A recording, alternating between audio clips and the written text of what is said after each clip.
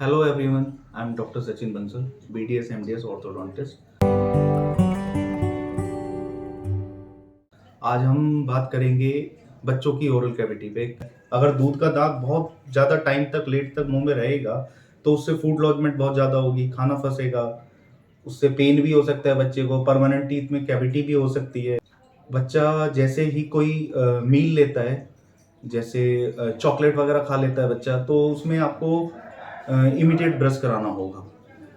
चाहे आप उसमें पेस्ट इस्तेमाल ना करें, जैसे आफ्टरनून में अपने बच्चे को चॉकलेट दिया तो आप उसमें ये कर सकते हैं कि बच्चे को ऐसे ही ब्रश दे दो कि वो ऐसे ही टिप के सरफेस पे वो चॉकलेट जो चिपका हुआ है उसको रिमूव कर सकें।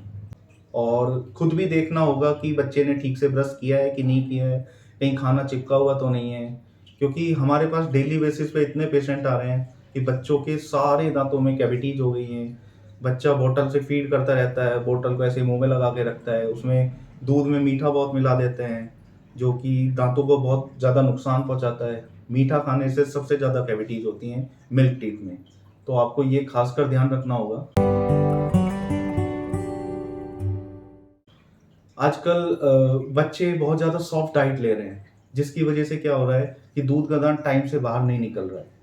तो बच्चों को आप कोशिश करें, जैसे सैलेड हो गया, गाजर, शलजम, मूली, इस टाइप के हार्ड, या फ्रूट में आप गुआवा हो गया, थोड़ा सा हार्ड फ्रूट हो गए, एप्पल को डायरेक्टली खाने के लिए बोलो बच्चे को, पाइनएप्पल खिलाओ बच्चे को, इस तरह की चीज़ें आप खिलाओ, क्योंकि बच्चा आजकल बर्गर, पिज़्ज़ा या पेस्ट्री वगैरह खा के बच्चा अपना ठीक से ख्याल नहीं रख रहा है ओरल कैविटी का। हार्ड एंड सॉफ्ट फूड में मैं आपको डिफरेंस बताता हूँ कि बच्चे को सॉफ्ट कम और हार्ड ज़्यादा क्यों देना चाहिए ड्यूरिंग इरप्शन ऑफ टीथ। जब हमारे दांत निकलते हैं तो हमें कैसे ध्यान रखना होगा कि हार्ड देना है कि सॉफ्ट देना है। हार्ड का काम ये होता है, हार्ड मैंने इसीलिए बोला है कि हार्ड बच्चे को इसलिए खिलाएं क्योंकि जो मिल्क टीथ है उन पे प्रेशर पड़े, प्रेशर पड़ने से वो जल्दी मोबाइल होंगे, हिलना शुरू होंगे और जल्दी मुंह से बाहर निकल जाएंगे। सॉफ्ट वाला क्या होता है कि हाथ दांत पे, मिल्क टीथ पे इतना प्रेशर नहीं डाल पाता है कि वो आसानी से उसको रिमूव करा सके।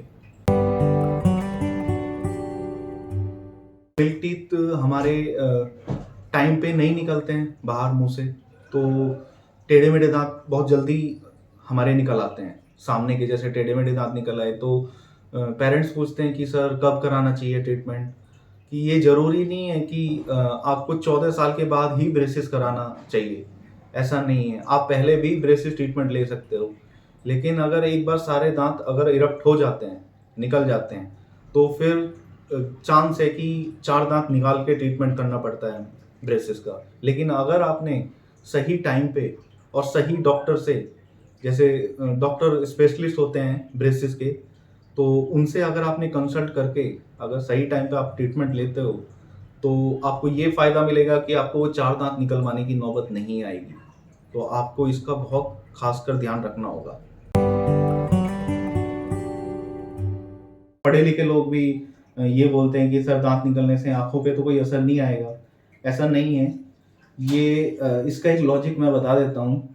जो नॉर्मली टेक्नीशियन होते हैं या कोई भी ऐसे होते हैं जिनको नॉलेज नहीं होती है, वो भी आजकल डेंटिस्ट बन के बैठे हुए हैं, जिनको कोई नॉलेज नहीं है, कुछ नहीं है, उनको दांत निकालने की टेक्निक नहीं पता है कैसे निकालते हैं। वो क्या करते हैं, बोन में फ्रैक्चर कर देते हैं दांत निकालते वक्त। उससे क्या होता है, ज़्यादा है बड़ा फ्रैक्चर होने से हड्डी में हमारी आइज पे इफेक्ट आ जाता है। ऐसा नहीं है सारे दांतों में निकलने में कोई आइज पे इफेक्ट आता है, लेकिन अगर आप बोन में फ्रैक्चर करोगे दांत निकालते हो तो डेफिनेटली आई पे प्रेशर या वो दिक्कत आएगी आपको। बच्चों में आप एवरी 6 मंथ्स एक रेगुलर डेंटल चेकअप लेंगे। उसमें अगर कोई कैविटीज है तो वो फिलिंग कराएंगे, पेन वगैरह है बच्चे को या कुछ ऐसी प्रॉब्लम है तो उसका आप डेंटल ट्रीटमेंट लेंगे। तो अब ये हम पेरेंट्स की रिस्पॉन्सिबिलिटी बनती है कि कैसे बच्चे की ओरल कैविटी को हम ध्यान में रखें।